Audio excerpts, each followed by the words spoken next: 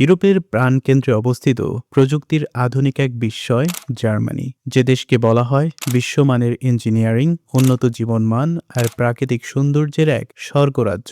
Alps পর্বতমালার পর্বতকৃত চূড়া থেকে শুরু করে মধ্যযুগীয় রাজপ্রাসাদ, পুরো দেশটাই যেন এক জাদুকরী ক্যানভাস। আর এই দেশেই প্রতি বছর হাজার হাজার দক্ষ কর্মীর অভাব পূরণ করতে তারা বিশ্বজুড়ে ছড়িয়ে দিচ্ছে এক বিশেষ সুযোগ, যার নাম ব্লু কার্ড। কিন্তু ঢাকা থেকে বার্লিনের এই পথ কি শুধুই স্বপ্নের মতো রঙিন, নাকি এর আড়ালে লুকিয়ে রয়েছে কঠিন কিছু সামাজিক ও অর্থনৈতিক সমীকরণ? একজন বাংলাদেশি গ্র্যাজুয়েট বা প্রফেশনাল কি সত্যি কোনো এজেন্সি ছাড়া নিজের যোগ্যতায় জার্মান ড্রিম পূরণ করতে পারবে? মাস শেষে হাতে কত টাকা থাকে, ট্যাক্সের হিসাবটাই বা কি, আর প্রযুক্তির স্বাধীনতা ও সুশাসনের স্বর্গে পরিবার নিয়ে স্থায়ী হওয়ার আসল রূপটা বা ঠিক কেমন? আজকে আমরা কোনো চমকপ্রদার বিজ্ঞাপন শোনাবো না, জার্মানির চোখ ধাঁধানো সৌন্দর্য, নতুন আইন, ব্লু কার্ডের শর্ত এবং বাংলাদেশিদের স্বপ্নের বাস্তব গল্প নিয়ে উন্মোচন করব আসল সত্য।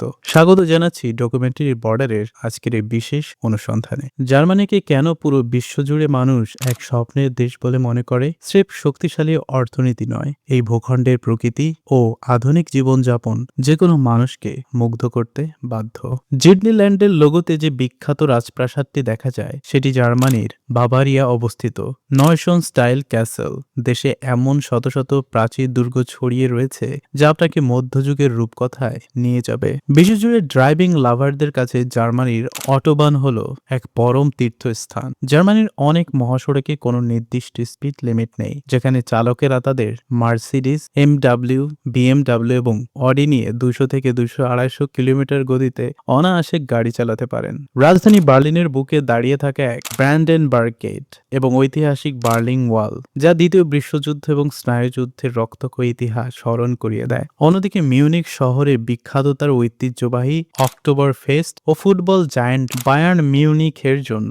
দক্ষিণের আল্পস পর্বতমালা, ব্ল্যাক ফরেস্ট বা কালো বন, রাইন নদীর পাড়ের আঙ্গুর ক্ষেত এবং শতভাগ দূষণমুক্ত বাতাস, জার্মানির প্রতিটি নাগরিক নিখুঁত হেলথ কেয়ার, সন্তানদের জন্য বিনামূল্যে বিশ্বমানের শিক্ষা এবং সর্বোচ্চ সামাজিক নিরাপত্তার নিশ্চয়তা পায়। এই আধুনিক স্বর্গে প্রবেশ করার সবচেয়ে সম্মানিত এবং শক্তিশালী মাধ্যম হল ব্লু কার্ড। এটি মূলত উচ্চশিক্ষিত ও অভিজ্ঞ দক্ষ প্রফেশনালদের জন্য জার্মানি দেওয়া বিশেষ রেসিডেন্স ও ওয়ার্ক পারমিট। কেন এটি ইউরোপের ইমিগ্রেশনের golden ticket? Fast track PR. সাধারণ ভিসায় স্থায়ী হতে দীর্ঘ সময় লাগলেও ব্লু কার্ড থাকলে আপনি মাত্র 27 মাসের জার্মানি স্থায়ী বাসিন্দা বা পিয়ার পেয়ে যাবেন। আর যদি B1 লেভেলের জার্মানি ভাষা শিখতে পারেন, তবে সময় লাগবে মাত্র 21 মাস।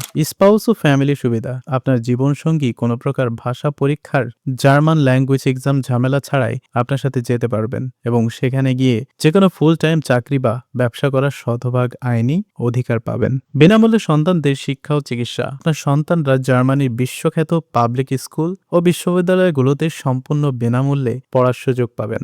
বাংলাদেশি হিসাবে ব্লু কার্ড পেতে প্রধান 3টি শর্ত পূরণ করতে হয়। স্বীকৃত ডিগ্রি।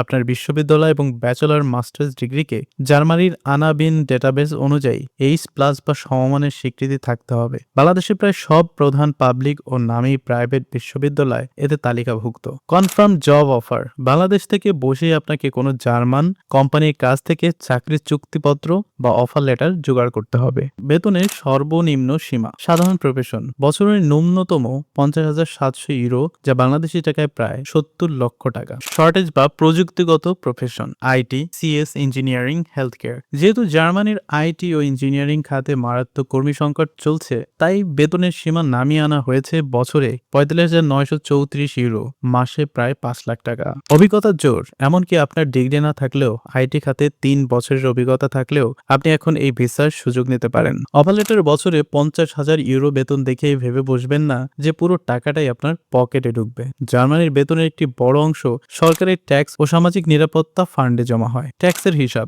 আপনি যদি অবিবাহিত হন, তবে আপনার গ্রোস বেতন থেকে আয়কর, health care insurance, pension fund এবং সোশ্যাল সিকিউরিটির জন্য প্রায় 35 থেকে 40% কেটে নেওয়া হবে। মাসিক হাতে টাকা পাওয়া। মাসে 4,000 ইউরো, প্রায় 5,20,000 টাকা গ্রোস বেতন হলে আপনার ব্যাংক অ্যাকাউন্টে জমা হবে মাত্র 25 থেকে 2600 ইউরো, প্রায় 3,35,000 টাকা। খরচের বাজেট। বার্লিন বা ফ্রাঙ্কফুর্টের মতো বড় শহরে এক বেডের বাসা ভাড়া পেতেই 1,000 ইউরো লেগে যায়। খাওয়া দাওয়া, বিল ও যাতায়াত খরচ মিলিয়ে মাসে আরো 600 থেকে 700 ইউরো চলে যায়। অর্থাৎ জার্মানি আপনাকে বিলাসিতা বা কোটিপতি হওয়ার সুযোগ না দিলেও পরিবার নিয়ে এক চমৎকার সুরক্ষিত ও শান্তিময় জীবনযাপন উপহার দেবে। বাংলাদেশি দর্শকদের জন্য সবচেয়ে বড় কথা, এই প্রক্রিয়ায় কোনো এজেন্সিকে লাখ লাখ টাকা দেওয়ার বিন্দুমাত্র প্রয়োজন নেই। প্রধান বাধা, বাংলাদেশ থেকে ইন্টারভিউ দিয়ে জার্মানি কোনো কোম্পানিকে রাজি করানো এবং ঢাকায় জার্মান এমবেসির দীর্ঘ অ্যাপয়েন্টমেন্ট জট সামলানো। আবেদন করার মাধ্যম, লিঙ্কডইন, stepstone.de, জিং এবং মেক ইট